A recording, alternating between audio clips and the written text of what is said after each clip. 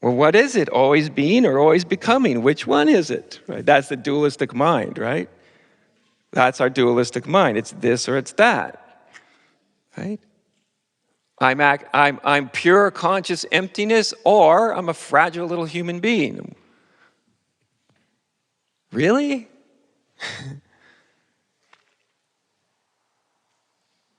One of the indications we're having an experience that's much more aligned with some fundamental truth or reality is they're always, to our intellect, paradoxical. Always. Always being, which is a nice relief, and always becoming, which is a lot of fun. If you're like signed up for it 100%, which doesn't mean it's actually a lot of fun all the time. It's certainly an adventure, let's put it that way.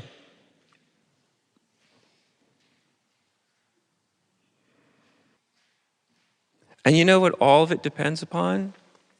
Is your and my willingness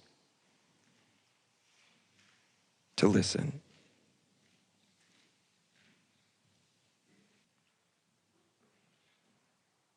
Mostly listening to the quiet spaces inside.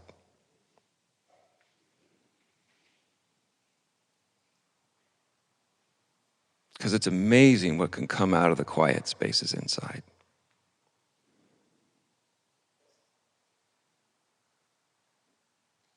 And listening with our hearts.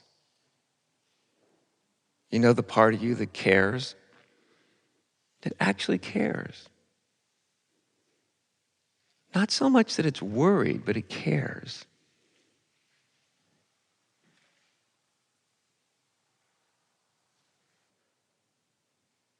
That's devotion.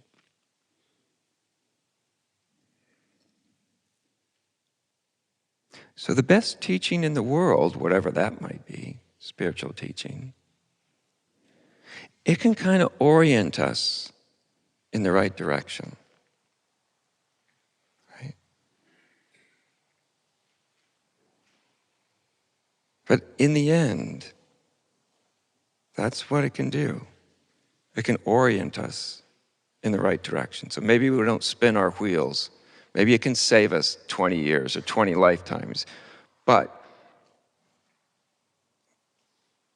it all has to come from inside.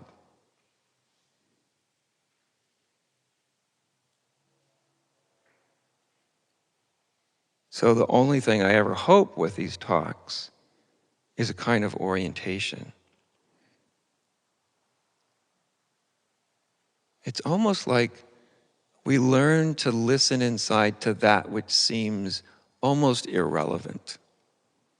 Like, what could be more irrelevant than the quietness inside? It doesn't seem to promise anything on first glance or second glance or third glance. It just seems to be silent.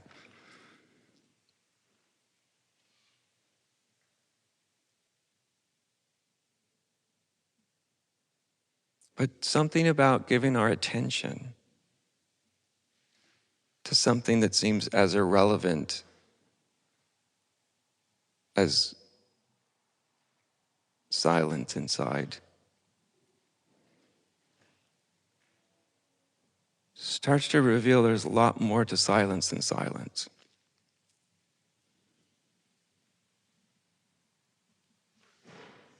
Silence is like what we might call in Zen the gateless gate.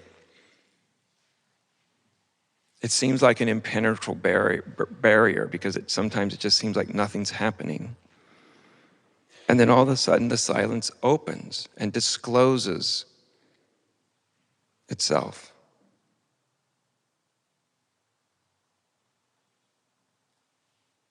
And in that sense, going back to the old motifs, that's King Arthur telling the knights, go to the forest where it's darkest and where there is no path.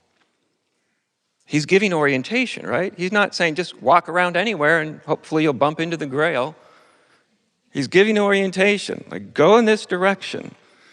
But it seems like the last direction you would think of. But he is giving orientation, so he's maybe saving the nights years, decades, or lifetimes. But still, they gotta walk it. They gotta do it. And there's a funny thing when you go into the quiet spaces inside and you start to trust.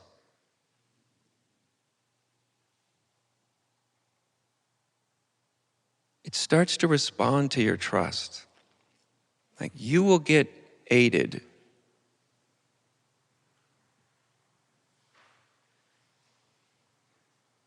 Suppose in the East, that's what they would call the inner teacher.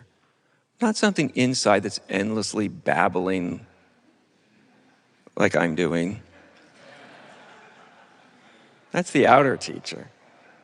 Now, the inner teacher can talk to you. It can arise as words. But you know those moments when the quiet place in you speaks? It's not as uncommon as people think. Generally, we just don't listen. Socrates, the old philosopher, he sort of gave credit for his whole genius. He would never call himself a genius, but his whole genius was his inner daemon.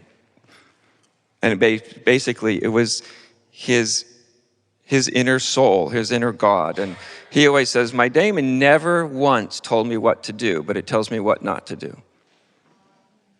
Now, that doesn't mean yours won't tell you what to do. Remember, we can't replace somebody else's truth as ours. It might tell you what to do. But he gave full credit for all the usefulness that he had for anybody or for life to that inner thing. And when it speaks, it's not like you deciding to speak. It's just like something quiet whispers.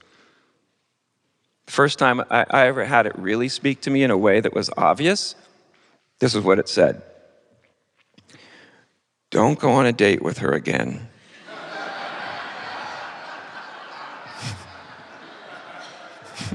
That's what it said. And you know, when you have that little inner voice, it feels like subjectively, it feels like who just said that? It feels like someone's over your shoulder. It doesn't feel like you as an ego, because it's not you as an ego, right? It's not your figure. So of course, as the sort of probably ignorant, slightly arrogant young man that I was, I was like, what? Well, why not? Silent. Why not? Silent. She looks great.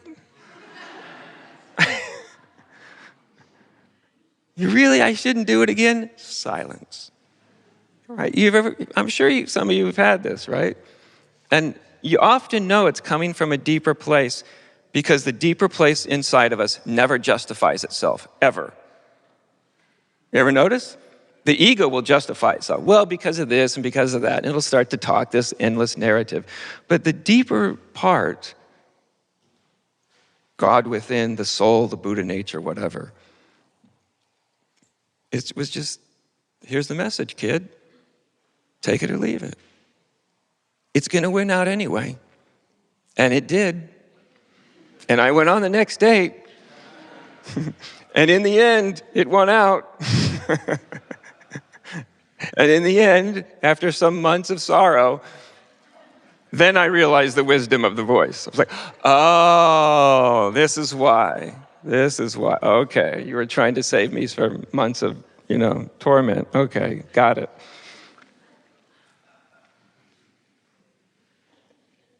Now, so okay, that's like a funny story, right? I think lots of people in this room have their own versions of that.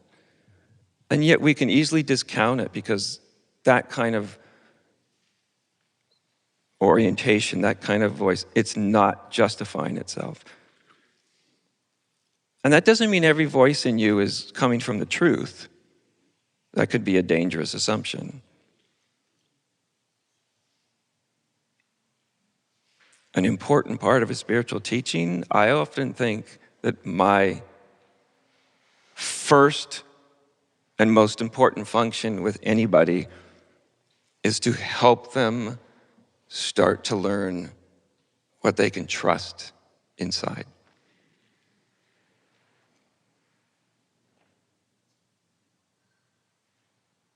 How to get really adept at your own navigating system